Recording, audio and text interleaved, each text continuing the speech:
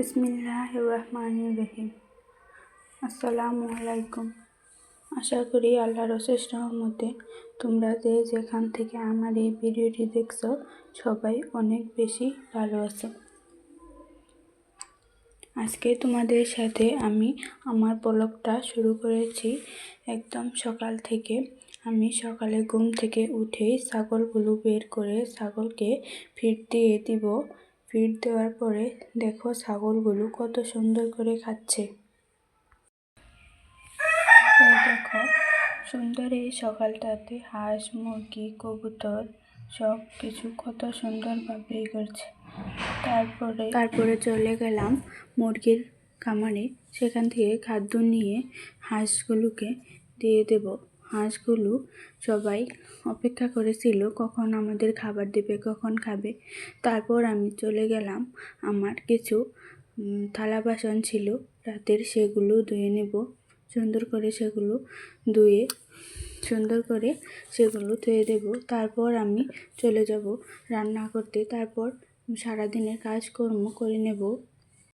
থালা বাসন ধুতে ধুতে তোমাদেরকে সংসারের কিছু কথা বলি। আসলে সংসারে কাজ করতে হলে মহিলারা কত কিছু করে, কিন্তু তবুও মহিলাদের কোনো নাম হয় না। কিন্তু আমরা কখনো নামের আশা করি না। সব সময় আমরা সেই নামটাকে না নিয়ে আমরা সারাদিন সুন্দরভাবে কাজগুলো গুছিয়ে করার চেষ্টা করি। তাতে আমাদের সুখ শান্তি ভরা থাকে।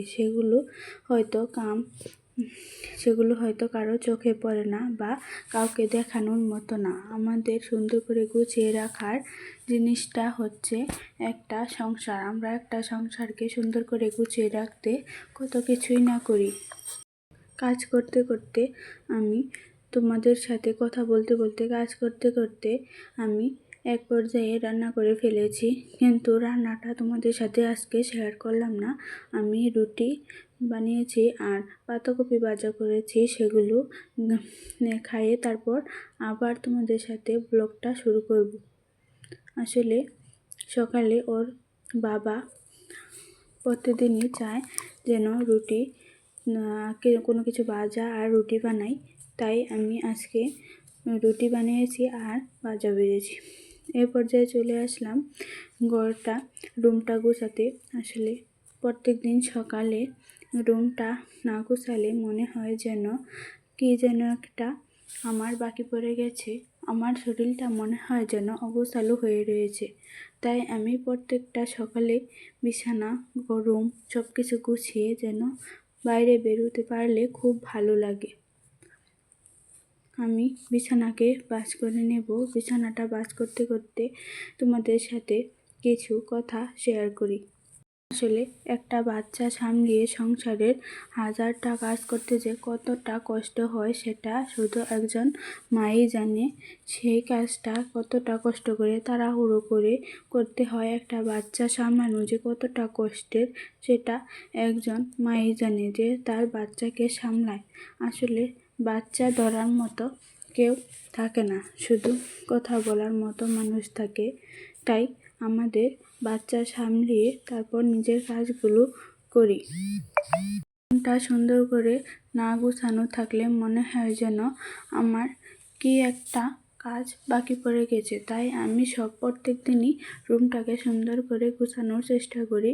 তারপর আমি রুমটাকে পুরো ঘরটা ঝাড়ু দিয়ে নেব।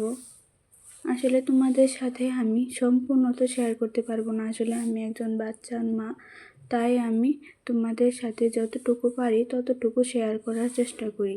দয়া করে আমার ভিডিওটি পুরো দেখে যেও এবং লাইক, কমেন্ট, শেয়ার এবং সাবস্ক্রাইব করে দিও।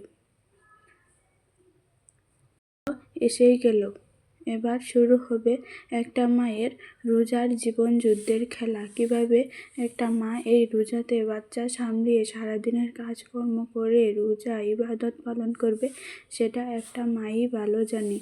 আমার এই কাজগুলো করার মধ্যে একটা আনন্দ থাকে। আসলে রোজা এসে গেছে, তো ঘর দুয়ার কাপড় চোপড় সব কিছু পরিষ্কার করতে হবে। তোমাদের সাথে আমি সেটাও শেয়ার করব। এই দেখো আমার রুমটার ফাইনাল লুক। যদি ভালো লেগে থাকে অবশ্যই কমেন্টে জানাবে। আমার রুমটা আজকে তোমাদের সাথে পুরোটা শেয়ার করলাম। একদিন তোমাদের সাথে আমার রুমটা সুন্দর করে আবার নতুন করে সাজাবো, সেটাও তোমাদের সাথে শেয়ার করব। রুমটা সাজিয়ে গুছিয়ে রাখলে যেন মনে হয় আমার কি যেন একটা পরিপূর্ণতা পেয়েছে, কিন্তু আমার রুমটাতে তেমন কোনো জিনিস নেই। আস্তে আস্তে তোমাদেরকে দেখিয়েই আমি সেই সব জিনিস করে ফেলবো। তারপরে আমি চলে গেলাম উঠোন ঝাড়ু দিতে। আসলে বাড়ির মেন জিনিসটাই হচ্ছে উঠোন। সেই উঠোনটা যদি অপরিষ্কার থাকে তাহলে কিন্তু মন মানসিকতা একদম ভালো লাগে না। তাই উঠানটা আগে ঝাড়ু দিয়ে নিই, ঝাড়ু দিয়ে তারপর অন্য কাজগুলো করার চেষ্টা করি। উঠানটা আমি ঝাড়ু দিয়ে নেব। তোমাদের সাথে তো আর সম্পূর্ণ শেয়ার করতে পারবো না, তাই আমি উঠানটা ঝাড় দিয়ে তোমাদেরকে একদম পুরোপুরি দেখিয়ে দেব।